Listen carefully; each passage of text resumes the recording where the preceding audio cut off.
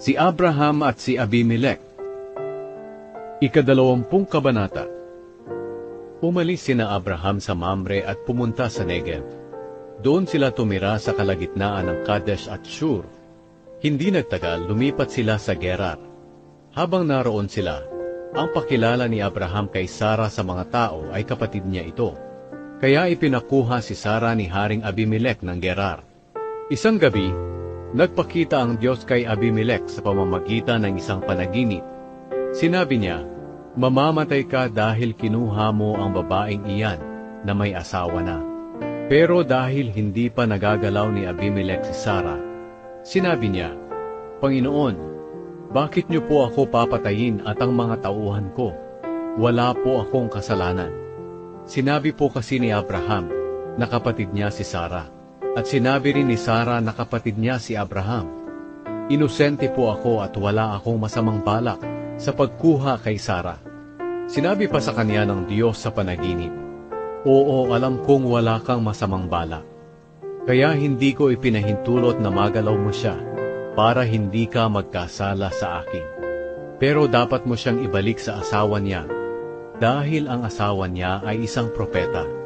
At ipapanalangin kanya para hindi ka mamatay. Pero kapag hindi mo siya naibalik, binabalaan kita na mamamatay ka pati ang lahat ng tauhan mo."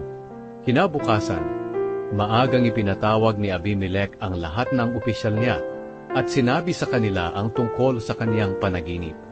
At labis silang natakot. Pagkatapos, ipinatawag ni Abimelech si Abraham at tinanong, "Ano ang ginawa mong ito sa amin? Ano ba ang kasalanan ko sa iyo, na inilagay mo sa kapahamakan ang buong kaharian ko?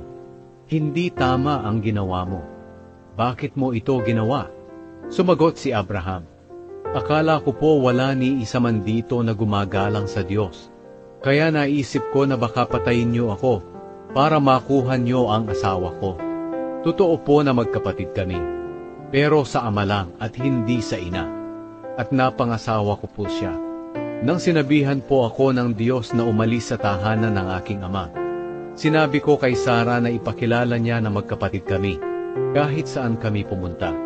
Sa ganito pong paraan, may papakita niya ang pagmamahal niya sa akin." Ibinalik ni Abimelech si Sara kay Abraham, at binigyan pa niya si Abraham ng mga tupa, baka, at mga aliping babae at lalaki. Pagkatapos sinabi niya kay Abraham, "Payag akong patirahin kayo sa aking lupain. Tumira kayo kahit saan ninyo gusto."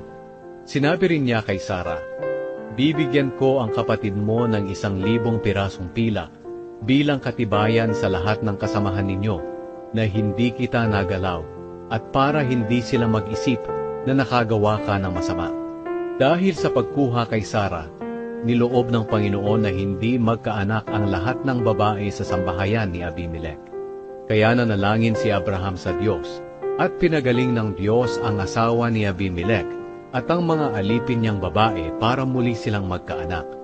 Pinagaling din ng Diyos si Abimelech sa kaniyang karamdaman.